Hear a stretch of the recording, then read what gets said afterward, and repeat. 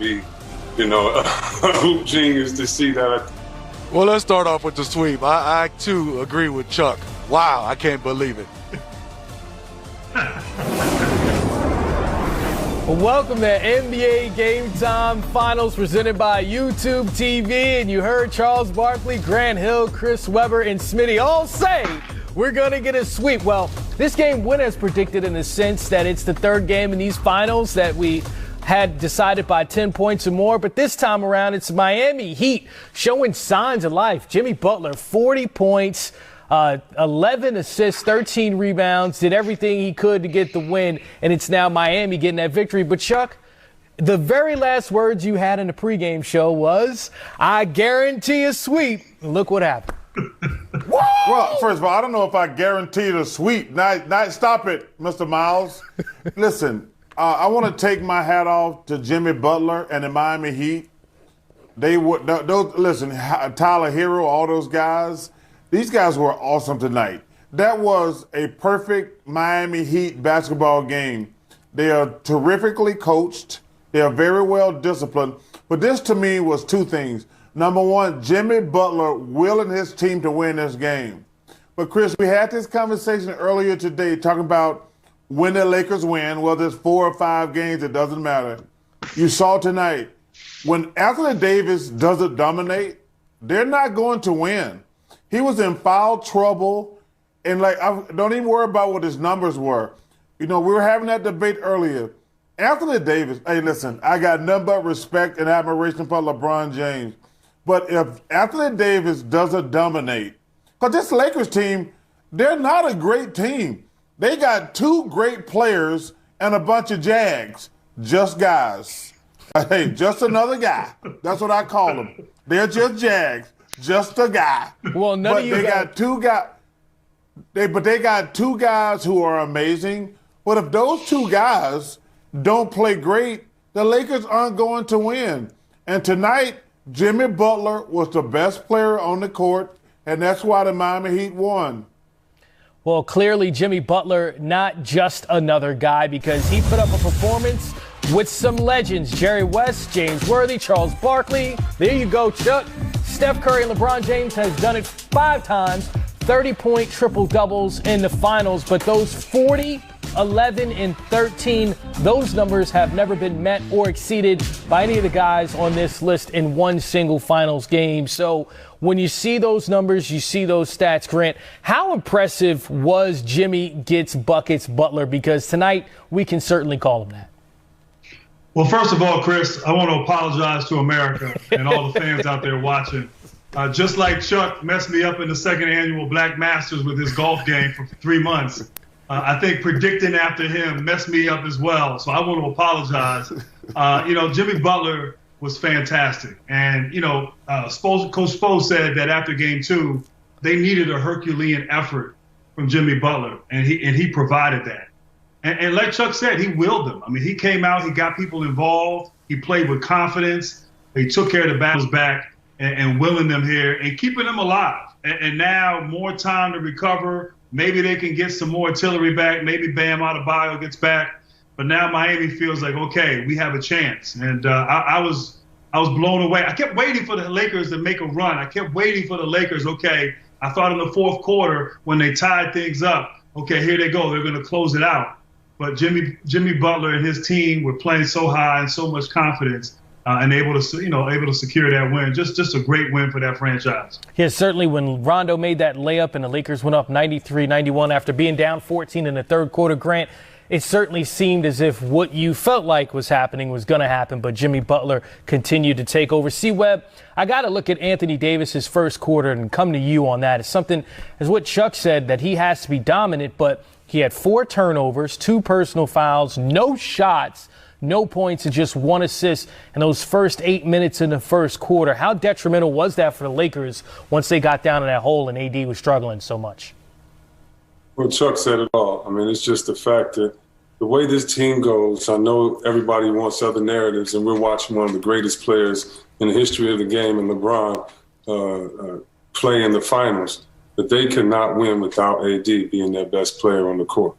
It just can't happen. He's the one mismatch that this team has at every time and every turn. So it's upon him to be aggressive.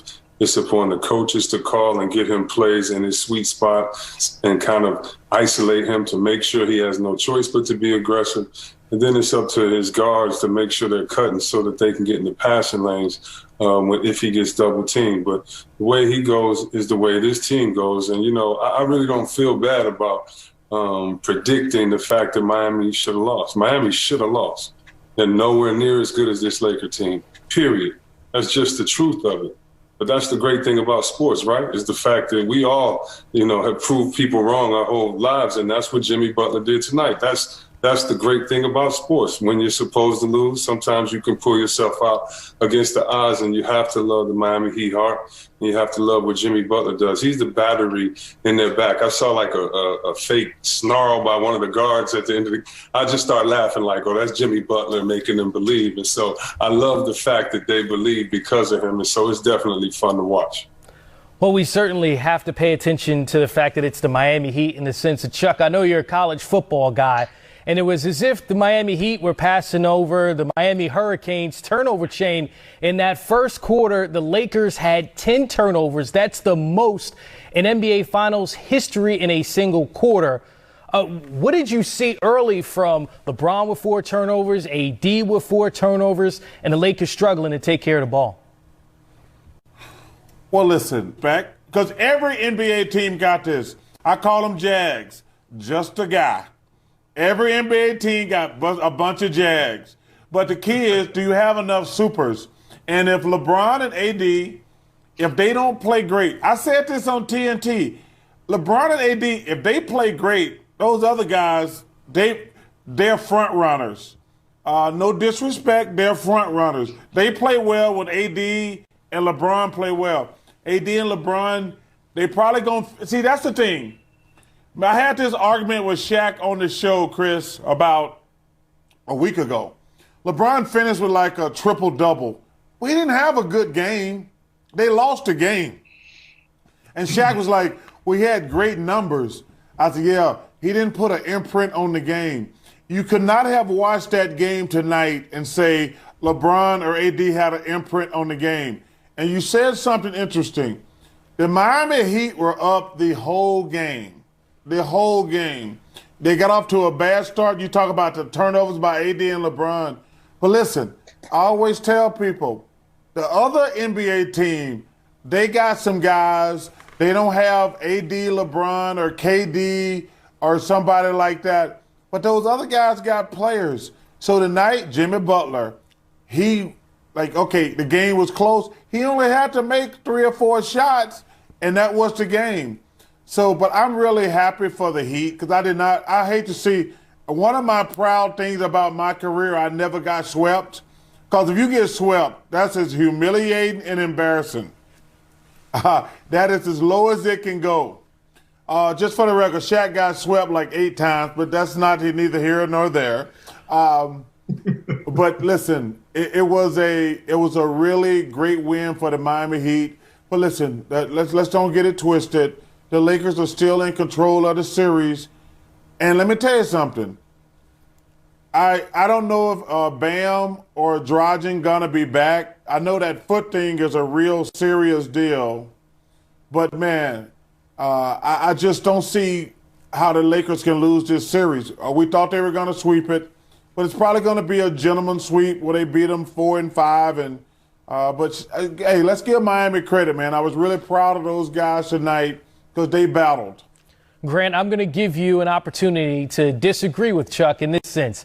Bam Adebayo, obviously not just another guy. If he's able to come back an all-star for the Miami Heat in this series, can he make enough of an impact for Miami now to come back and win this whole thing? We saw Jimmy Butler mouth at the very end of it that they're in trouble, which I don't know if I'm buying that yet. But, Grant, do you think Miami now has more of a chance after winning Game 3?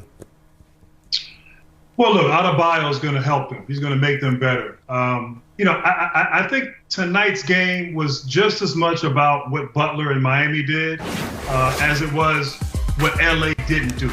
And L.A. just came out with a lack of sense of urgency. In Game 1, they were ready. They were ready and came out with a sense of purpose, played hard, energy. They were too casual, too relaxed tonight. That was disappointing. Look, if the Lakers bring it and play their A game, then I don't think that the Heat can beat them. Adebayo, if he's healthy, can make them better. I do worry about Dragic.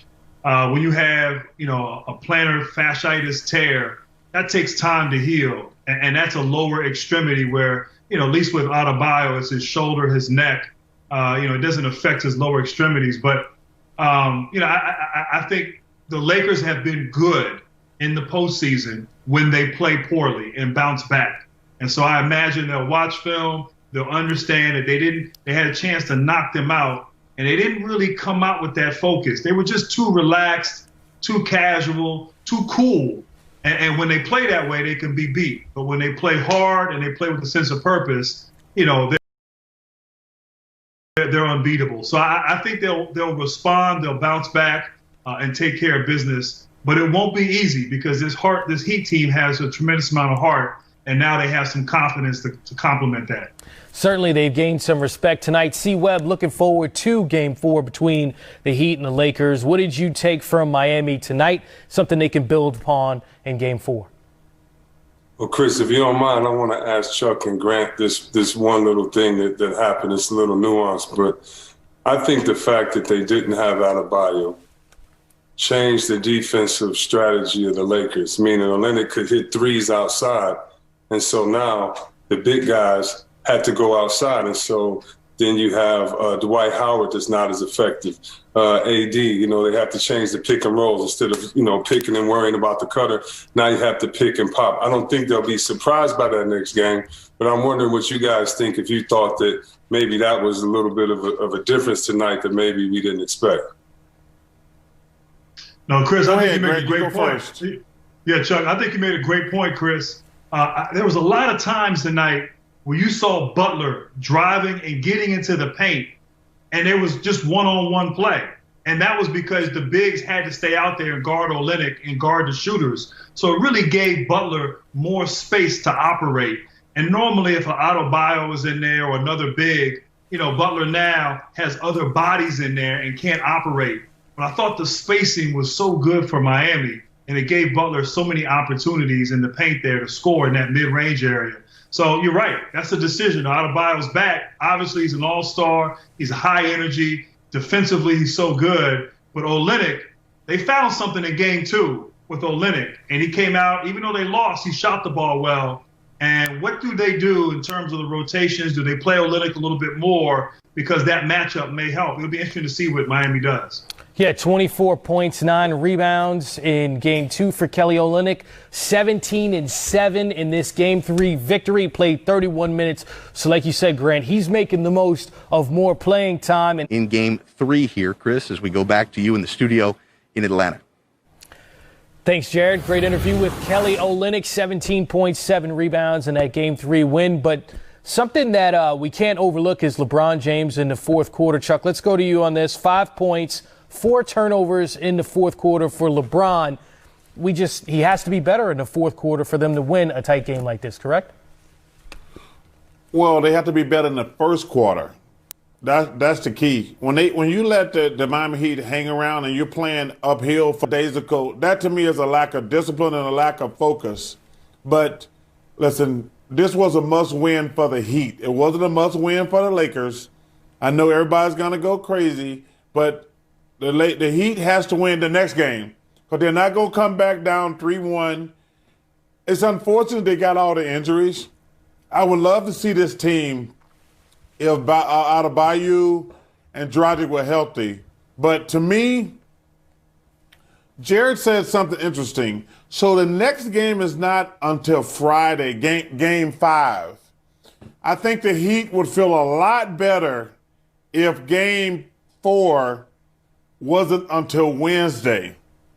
So that's just a really quick turnaround. I wish the NBA had did them a favor. Instead of them having in 2 days, 48 hours, not play the Wednesday.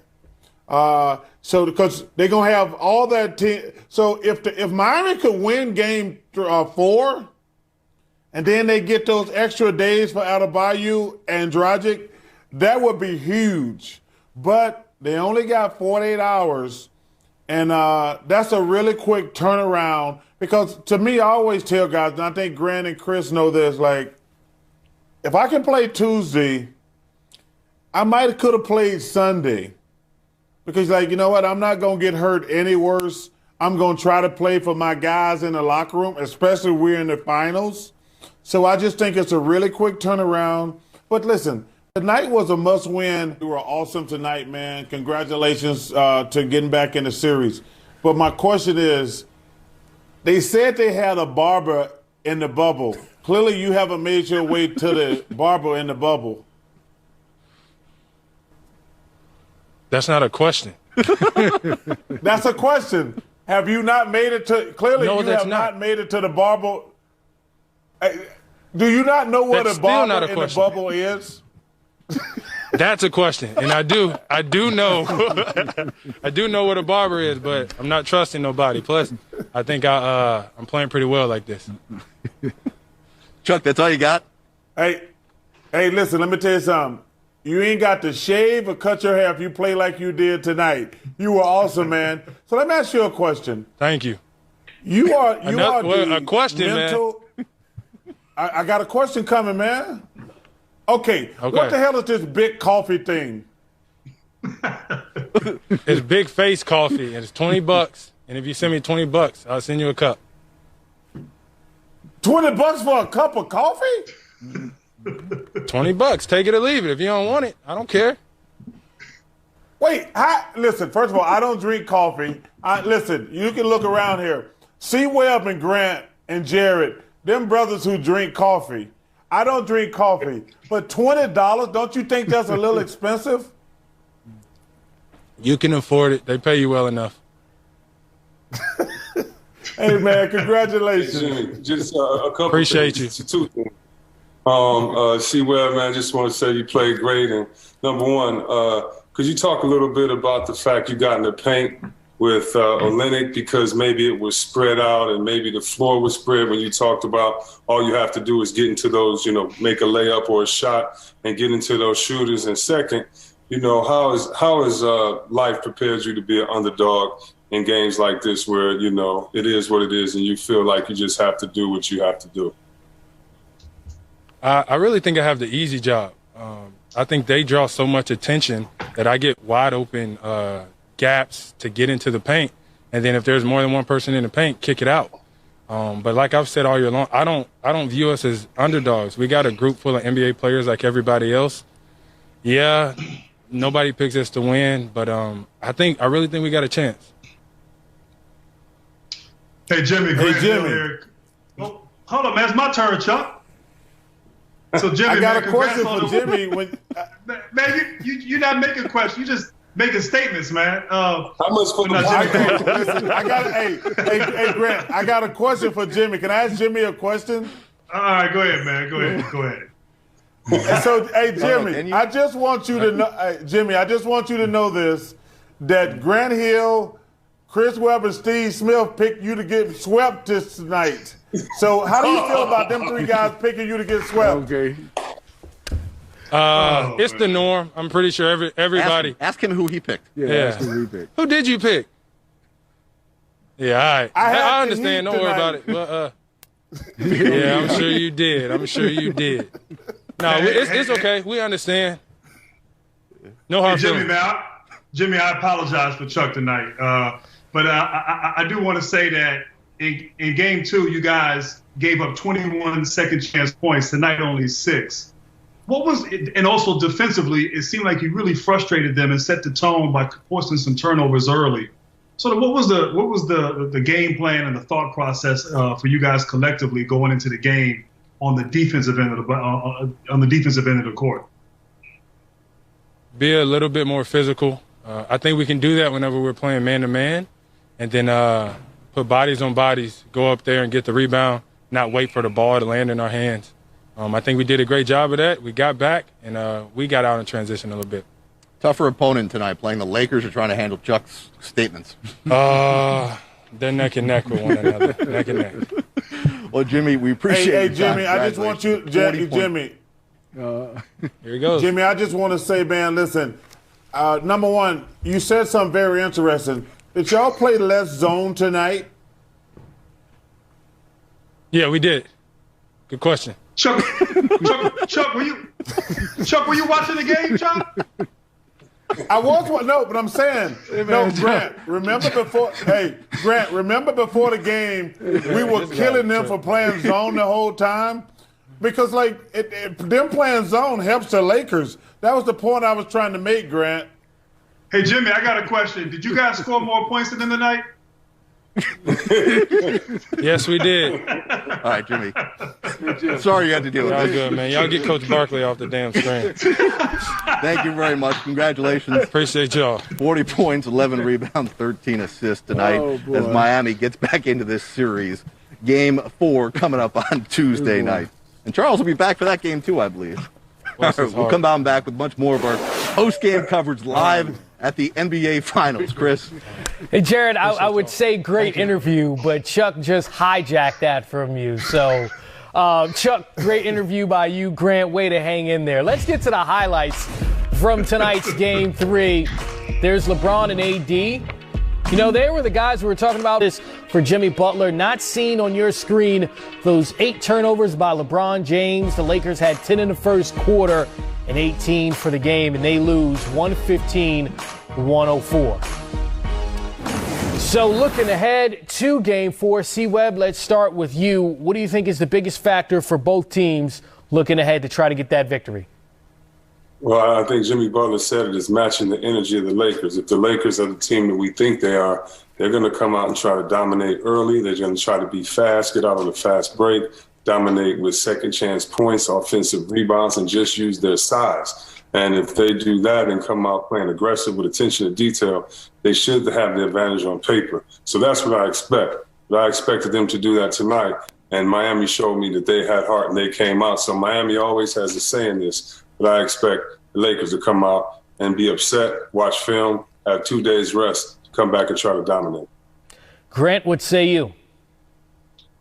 Well, I think we talked about in the pregame, and Miami got a little bit away from that zone and started playing man-to-man and really just made the Lakers feel them, play with a certain physicality, a certain presence on the defensive end. And I think that's who they are. I mean, we watched Miami over the last 25 years. That's what this organization, that's their identity.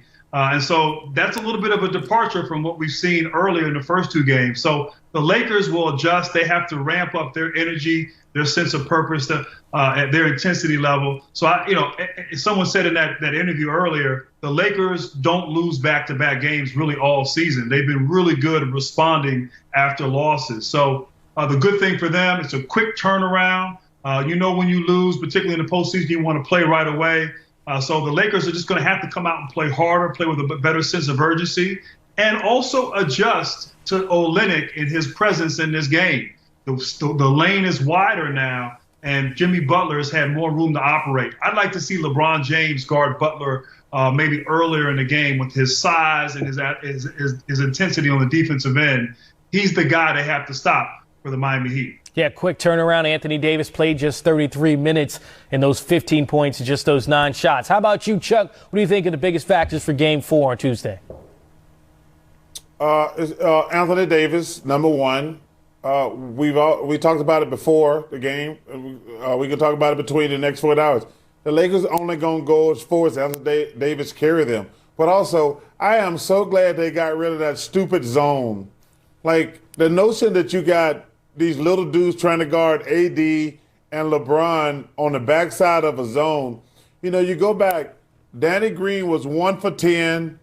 I think Kentavious Caldwell-Pope was like 2 for 11 on threes, and they still beat them by double digits. You know why? Because I have been a great post player. When teams play a zone, I'm like, y'all just shoot it. I'm going to get the rebound. That's what happened to the Lakers in Game 1 and Game 2. I'm so glad they got rid of that stupid zone. But that to me was the key to the game. They're like, the zone don't work against the Lakers. Because, number one, the Lakers can't shoot. But you know what? LeBron and AD always going to be big and kill you on the offensive board. I like the fact they played a lot more man. But listen, Anthony Davis, he's a really nice kid. He's a really nice man. He's not the type of guy going to come to your house and beat the hell out of you. He's going to be a lot more aggressive. He had a decent game tonight because of foul trouble. He only took 9 shots. Well, you know, Chris, when you showed that stat, that box from a few minutes ago, Anthony Davis can't be the 4th leading scorer for the Lakers. If Anthony Davis is the 4th leading scorer for the Lakers, they're not going to win. He has to be 1 or 1A because he is the most tough matchup in this league. You know, you look at a guy like Dirk Nowitzki, KD, those guys, AD is in that category. You can't put a little guy on him. You can't put a big guy on him. Like, as great as LeBron is, you can put Butler, Iguodala, Jay Crowder. They can't stop LeBron, but they can make him work hard.